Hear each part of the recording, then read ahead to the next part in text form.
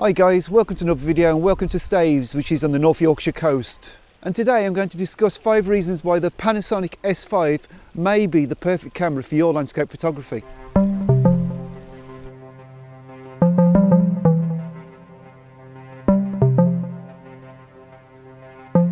Now first of all, I'm going to start with what is arguably the most important thing about a camera, and that's the image quality. You know, it can be the nicest camera in the world, but if the image quality isn't there, then really it's no good. I'm pleased to say I'm loving the output from this camera. I adore the colours straight out. I'm finding I don't have to do much post-processing work to the files, which is brilliant, suits me fine. The colours to me are second only to Fuji, and that's probably saying something. I love the colours, I really do love the colours. I love the files, there's enough information there to push them quite a lot. I find the files quite contrasty, but I like that. I like my files to be virtually there, straight out of the camera. And I have to say, after the last couple of weeks of using the camera, I've been really pleased. I've used it in various different situations, and it hasn't disappointed me at all. And really, I have to say, I much prefer it to the Sony colours. Now, I'm going to put an example up here that I shot last week at a sunrise shoot. First shot was Sony A7 IV, the second shot was the Panasonic. As far as I'm concerned, the colours are actually far nicer with the Panasonic. The colours, to me, just seem a bit more realistic, a bit more genuine, but you know, there's that subtle bit of punch there, which makes it great for landscape photography. Honestly, I couldn't be more pleased. The image quality from this camera is just stunning. Now the Panasonic S5 has a high resolution mode, which of course can be really useful for landscape photography. Now how it works is you simply engage the mode, and then it'll take a sequence of 8 shots, and in each separate shot it slightly shifts the sensor, which it then combines to create a huge 96 megapixel file. Now of course there can be problems if something moves within the time of taking those shots, and the camera will try its best to compensate for it. But you know, occasionally you may get artifacts simply caused by something slightly moving. But if your subject is pretty stationary like I've got here, for the convenience of pressing one button and engaging the mode, and then taking a sequence of 8 shots, which the camera then combines for you to produce this 96 megapixel file, which is an absolutely stunning resolution, well, it's pretty much a no-brainer.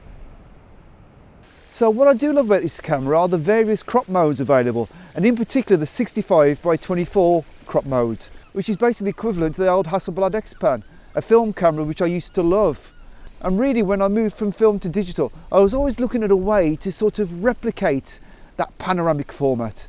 And okay, you can stitch and you will get a bigger file, but there's something about it which is not quite the same as actually composing in camera.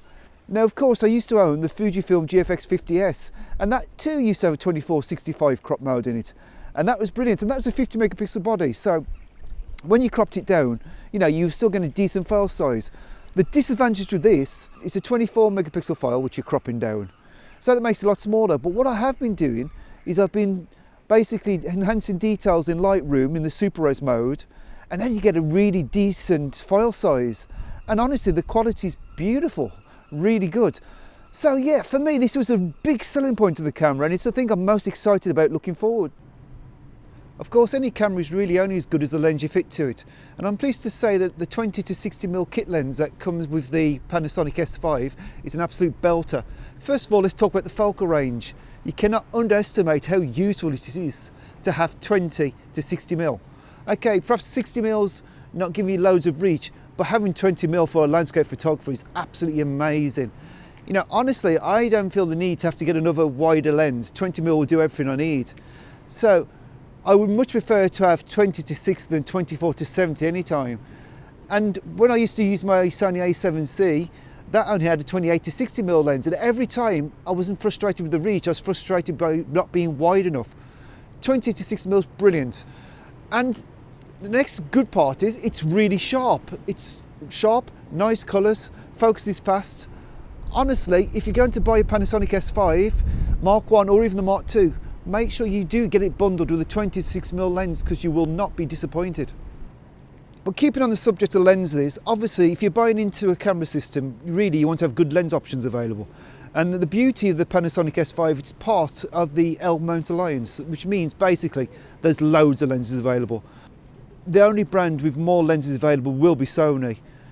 So really, whatever lens you're looking for, you'll probably find. And if you can't find it, just buy a Canon to L mount adapter and then use old Canon lenses. Really, you're sorted whichever way you go.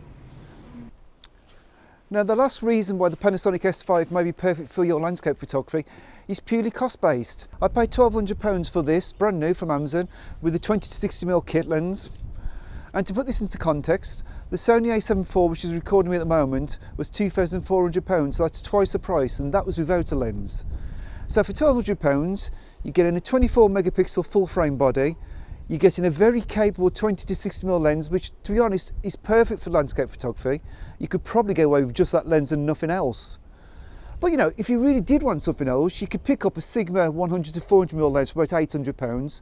So your total cost so far is about £2,000. So you're still £400 better off than buying the Sony a7 IV, and even more if you take into account how much the lens would cost for it. So really, it's an easy camera to recommend. Now, I really do like this camera, and I actually prefer using it to the Sony. I think it feels better in my hand. There's a bit more of a gap between the lens and the grip. It's just more comfortable. Okay, the autofocus isn't as good, but honestly, for landscape photography, you're not going to see the difference. So yeah, easy camera to recommend. And with the Mark II coming out, there's going to be lots of second-hand bargains on the market. Anyway, guys, I hope you enjoyed this video. If you have, please do give it a thumbs up. Maybe subscribe to the channel if you haven't. And I'll see you again very soon for another video.